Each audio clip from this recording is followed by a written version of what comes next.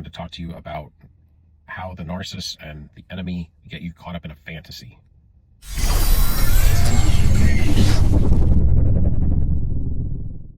Anything that the enemy has learned about fantasy is to some degree maybe what you have been yearning about in your fruition when you get to heaven. Any idea that he has and anything that he uses as an attack on you is something that will draw you away from God. But at the same time, there could be some reality in that. Meaning, when you leave here, when you leave this earth, now listen to me here, when you form a relationship with Christ and you cultivate that, what really truly happens is, and what you see and why you hear in the Bible that you hear about plowing the fields, why you hear about threshing the wheat and planting the fields, and the landowner and the farmer planting and harvest and cultivating. Very simplistic. But there's a prudence to it. And in that prudence is where all the knowledge comes into fruition. A lot of times what you see is the Bible seems very archaic. And that's what the enemy wants you to think.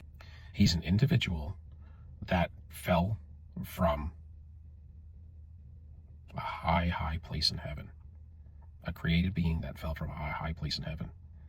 That was given an opportunity that so many individuals wish they had. And he let pride get in, and he caused many to fall. And he represents the opposite of goodness. He's the ultimate perverter of everything, of all things good.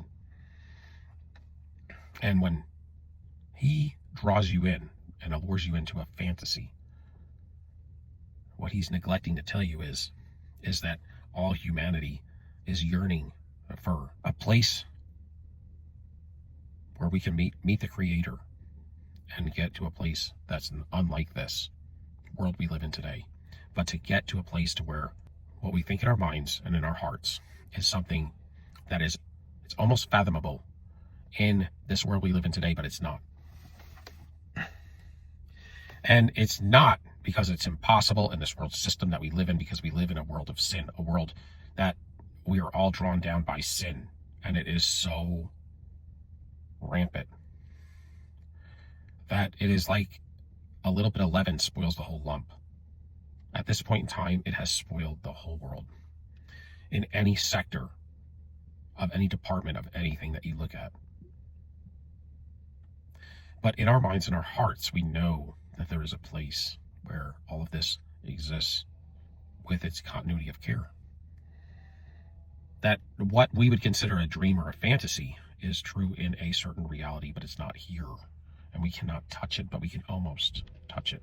And that's why they call the term of something that is untouchable, but almost spiritually touchable, called tangible.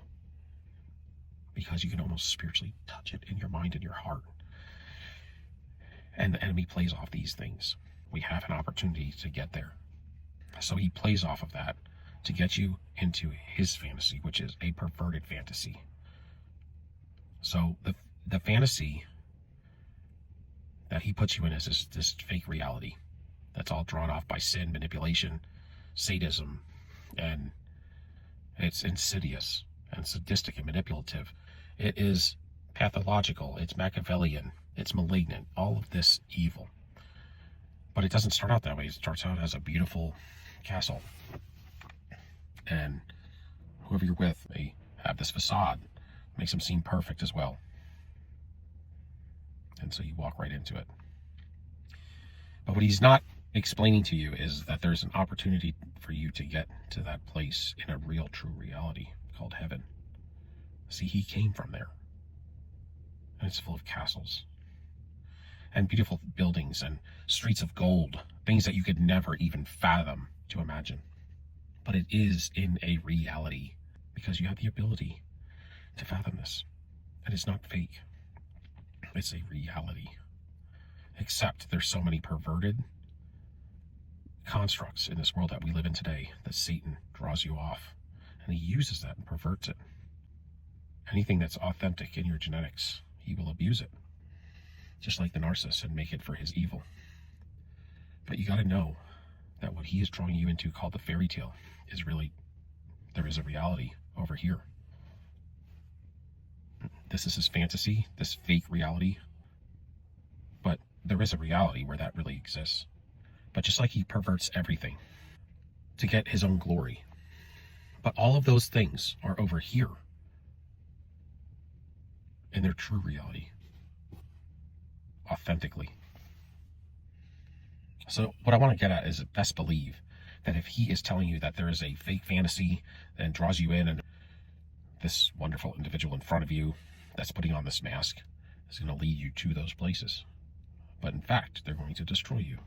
And there is no palace. You better believe that there is a physical place where those things really do exist. That gives you the opportunity to have faith to believe that they exist for real. But the enemy knows that he can pervert things in the spiritual realm and in the physical realm and play off of that if we fall into that trap. Beware, because a lot of times narcissists come to you and they come to you to break the curse, the generational curse, and you will set them back by breaking that curse. That the enemy can get to them on some sort of a perverted level, but what the enemy cannot do is he cannot pervert the truth that hits them. And when you are the truth, when you encapsulate the truth, when you embody the truth, period, the narcissist injury is a knife of truth, y'all.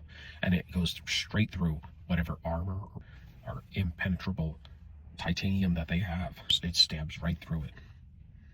And the narcissist feels it. When you're the generational curse breaker,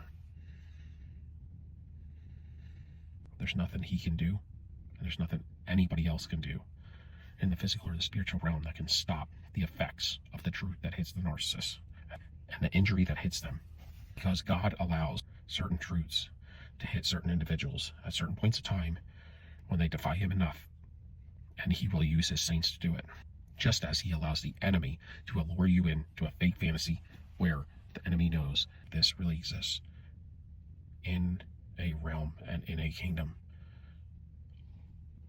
not on this earth.